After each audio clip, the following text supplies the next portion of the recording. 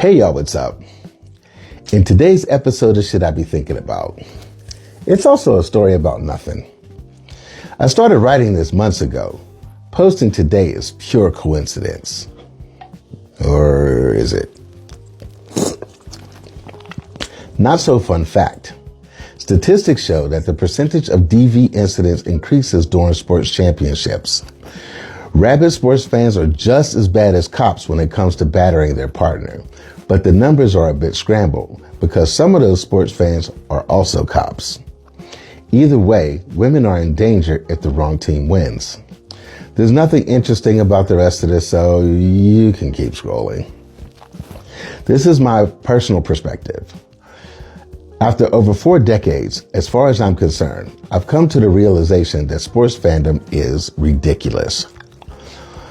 This might go in a lot of different ways because you can approach it in a lot of different angles. I'll start by saying, I know I cannot convince or convert anyone, which isn't my intention. I'm just sharing my personal experience of how I escaped indoctrination, much the same way I did with religion. I'm going to cover as much as I can, but I'm going to start with American football. I live in Pittsburgh, and these people are insufferable year-round. This is the only place I had the most experience, so sports fans might just be as bad or worse in other cities. I don't know. I was a Raiders fan for 47 years, so that makes living here even less tolerable. Here in the Steel City, people literally talk about the Steelers all the fucking time. They find a way to interject something about them in even the most basic conversations that aren't even related to football. I was having a bad day once, and someone that I used to associate with said, "It's probably because your team sucks." It was fucking July. What the hell does that have to do with the team that I liked? It's not even football season. The asshole in these people really come out when the season does start. If they don't win 10 games straight, they're ready to fire the coach. Even when they do salvage the season and still make the playoffs, they want that guy gone. And this happens every single year. Another interaction I had was with a member of the glittery pink jersey mafia who hasn't had a clue about how the game is played. They just want to be part of something. In the most yinzery delivery, she says to me, "You should like the Steelers because they always win." My ears are still stinging from that exchange. These people base their lives on 4 Super Bowl wins that they had for decades before they won another one 26 years later. Anyway, Steeler fans probably aren't the only ones who conduct themselves in a cult-like manner. But like I said, I only have a focus group of 1. College football is even worse. I've seen actual friendships dissolve over loyalty to college teams, and God forbid you find love only to discover your potential future spouse went to or supports a rival school. What will your parents say? I'm pretty certain that I'm not the only one, and it took me 32 years to realize as a Florida State fan how insane it was to be so emotionally attached to a team representing a school I never went to. I dropped out of a junior college that I played rugby for. I doubt anyone has ever heard of the Valley Forge Trojans rugby team. I have to add, the movie Concussion changed me in a very disturbing way.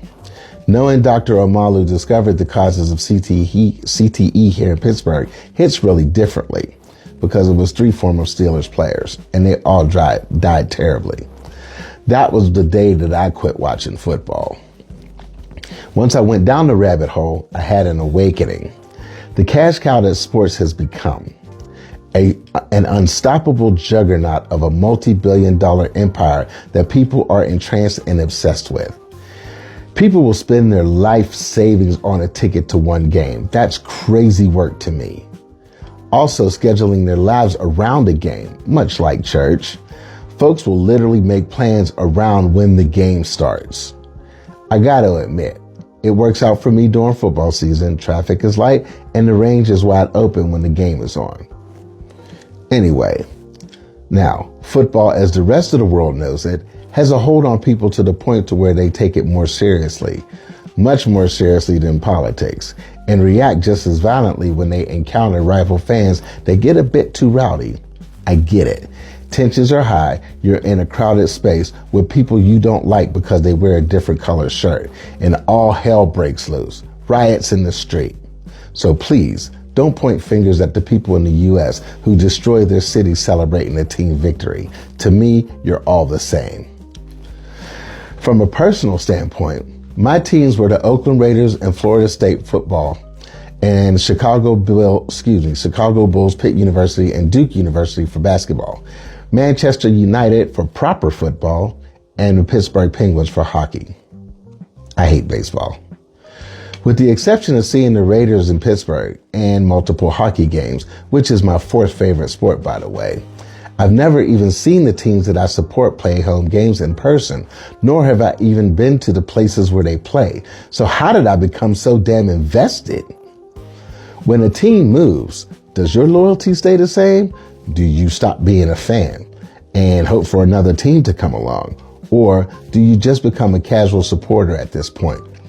I just thought I'd ask. The insane amount of money that I've spent on jerseys, t-shirts, hats, and banners is actually pretty conservative compared to what a lot of other people who went that route. I recently donated most of my sports jerseys because I'm not subscribing to being owned by another man wearing his name on my back. My Man U shirts, they're custom, so I'm keeping those. Let's go Reds. Gambling and fantasy sports. They made things a lot worse. They've destroyed lives, relationships, and work environments. Have you ever seen someone literally crash out over their Final Four bracket getting busted? It's kind of pathetic. The number of barbershop arguments I've heard over who's the greatest between players they've never or will never meet, not to mention don't even care about your opinions, is astounding. You really think Jordan gives a flying fuck that you think he's better than Kobe? Just buy the shoes and shut the fuck up. There are a lot of people to this day who no longer speak to each other over whose team did what. Bandwagon fans are the worst. They don't care about the team until they're winning. And when that team makes the playoffs, these people look like a sports paraphernalia store exploded. Hats, shirts, beads, jackets, shoes, and the sign of true obsession, face paint. And lest we forget the brave plus-size stadium soldiers who endure freezing temperatures shirtless with their bodies slathered in team colors. We salute you. Emotional distress. How does your team winning or losing change your life? This is a serious question. People get so invested in a sporting event, they actually let it affect them emotionally. Whether it's coming to work in a horrible mood, ripping your $4,000 TV off the wall, to yes, abusing your partner. Yet, the winning part makes you an insufferable jerk at work, and you still destroyed something of value in your celebration, but at least your partner has dodged a black eye.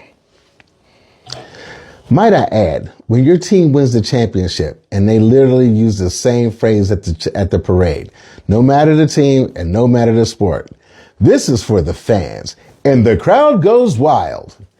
Do we get rings and trophies too? Perhaps a small monetary token of appreciation? A paid day off work? No? We get to purchase championship merch and have bragging rights. You're at least going to display the trophy so we can see it all the time.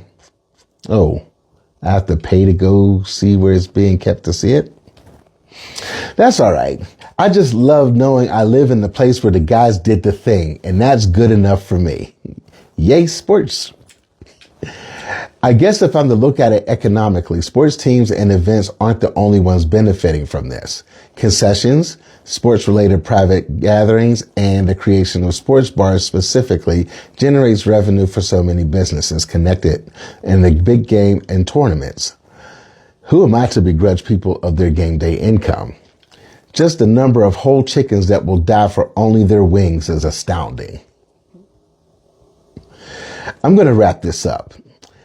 If I don't, this could easily be 2 parts. I get it. We've comfortably watched people crash into each other violently for centuries. It's a way to witness a form of combat without actually going to war. It's almost poetic to watch finely tuned bodies perform feats that you cannot on an elite level, and nostalgia for those who used to play. All I'm saying, for the money it takes away from you and the stress it causes, is getting so deeply entrenched in sports really worth it? And that, my friends, is shit I be thinking about. Enjoy the game. I don't even know who's playing today. Y'all have a good one. Deuces.